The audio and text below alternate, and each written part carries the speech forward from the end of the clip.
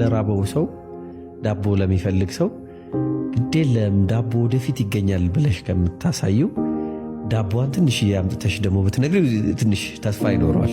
ገብቶሻል አይደል? አዎ ስራ የምትሰራው እንዲህ ነው በርታ ምናምን ከምትዩ think like this and take this money and then do it ብለሽ ተስታረጊው ደግሞ የተሻለ ነው።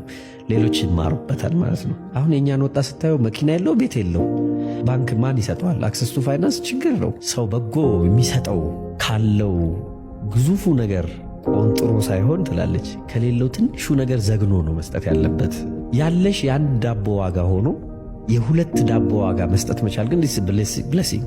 ገንዘብ ግን ብሌሲንግን መግዛት አይችልም። ብዙ ወጣቶች ሰክሰስፉል ለመሆን ከፈለጉ አክሰስ ቱ ፋይናንስ አንዱ ትልቅ ችግር ነው። አክሰስ ቱ ፋሲሊቲ አይደለ?